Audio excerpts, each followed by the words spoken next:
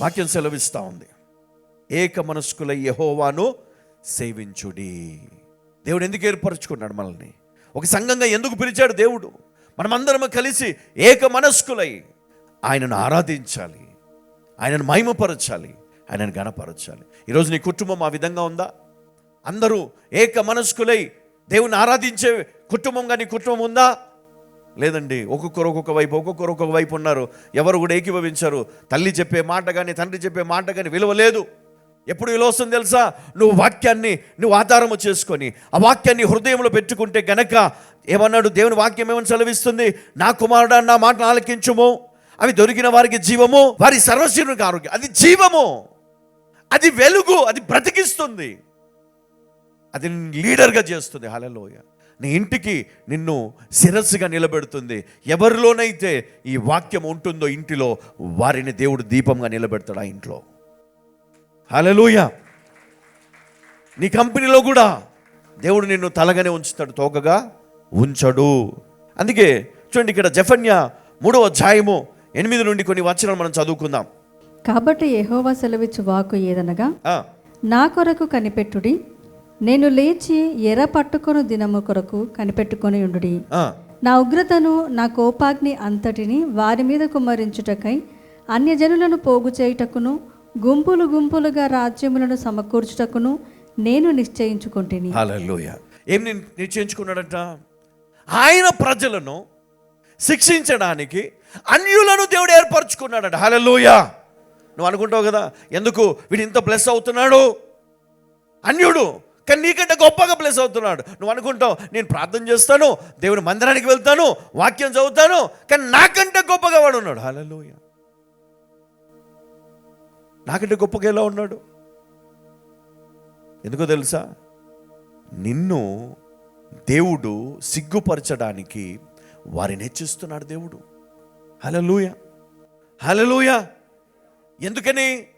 ఎందుకంటే నీలో ఉన్న లోపాన్ని సరి చేసుకోమని, నీలో ఉన్నటువంటి లోపాలను సరి చేసుకొని ఆయనను వెతకాల,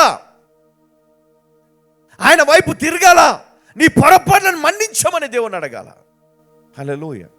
అప్పుడు నీ పరిస్థితులన్నీ మళ్ళీ మారుతాయి, అన్నీ చక్కపడతాయి, నీ బిజినెస్ ఓవర్ఫ్లో అవుతుంది. హల్లెలూయా. నీ ఉద్యోగంలో నువ్వు బ్లెస్ అవుతావు, నీ కుటుంబంలో నీ ఇంటిలో బ్లెస్ అవుతావు, బయట సమాజంలో సంఘంలో అన్ని ప్లేసెస్లో నువ్వు బ్లెస్ అవ్వడం మొదలు పెడతావు. హల్లెలూయా. ఒకటి ఆ దినము రాక మునుపే నీ స్థితి మారాలి, నీ పరిస్థితులు మారాలి. నా ఉగ్రతను నా కోపాగ్నిని అంతటిని వారి మీద కుమ్మరించుటకై ఏం చేస్తాడంటే ఆయన అన్యజనులను పోగు చేయుటకును గుంపులు గుంపులుగా వారిని సిద్ధపరుస్తాడంట దేవుడు. హల్లెలూయా. ఎవరండి? ఆయన ప్రజల మీదకి ఎవరు లేపుతున్నాడు? మరి ఇప్పుడు ఏం జరుగుతుంది లోకంలో? ఒకసారి ఆలోచన చేయండి, ఏం జరుగుతుంది? నీ పరిస్థితులు మార్చుకుంటే, నీ జీవితాన్ని మార్చుకుంటే ఆ దినమున దేవుడు నిన్ను దాచిపెడతాడు. గట్టిగా చప్పట్లు కొట్టండి ఒకసారి. హల్లెలూయా. ఈరోజు నీ పరిస్థితిని మార్చుకుంటే, ఈరోజు నీ బుద్ధిని మార్చుకుంటే, ఈరోజు నీ అలవాట్లను మార్చుకుంటే, ఈరోజు నువ్వు దేవుని వాక్యాన్ని ఆధారంగా చేసుకుంటే, ఆయన వాక్యము నీకు నీ ఆత్మకు అది ఒక మెడిసిన్ లాగా పనిచేస్తుంది.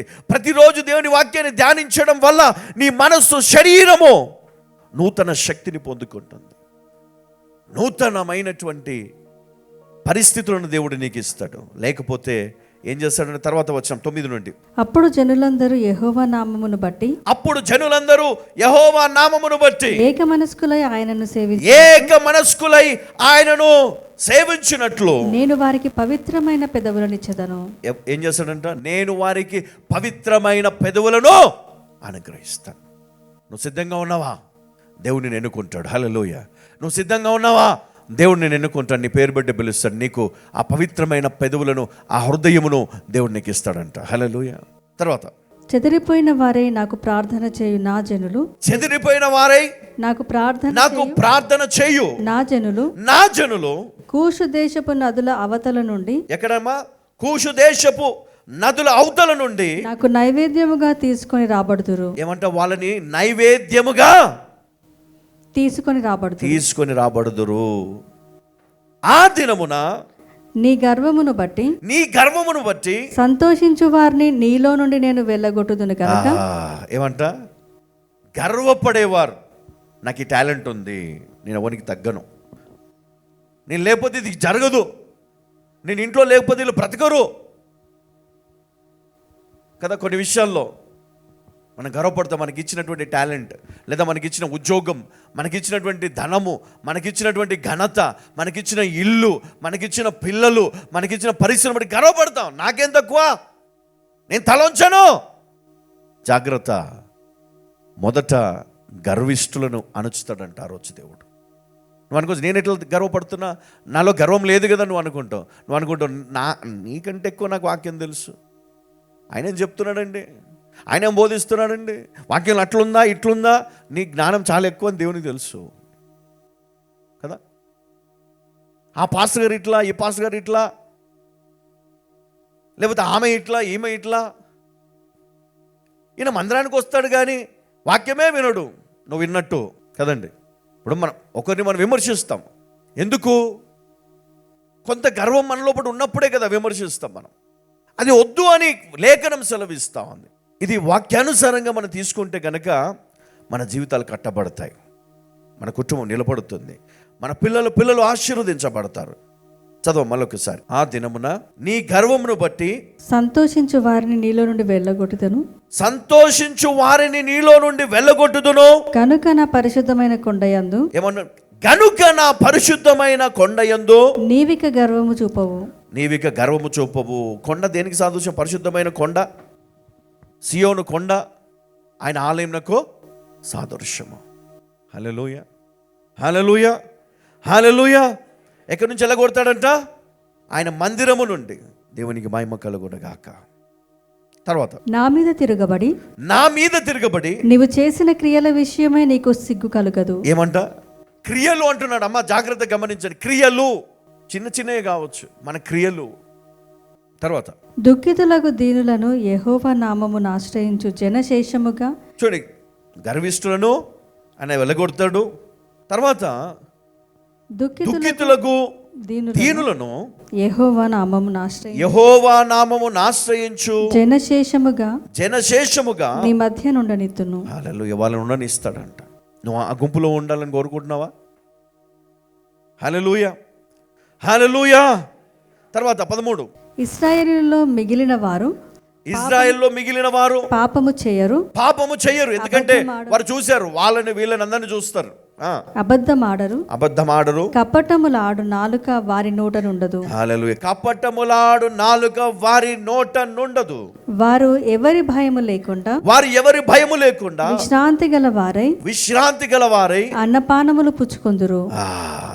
ఎవరి చింత ఉండదు వాళ్ళకు, ఎవరి గురించి ఆలోచించరు.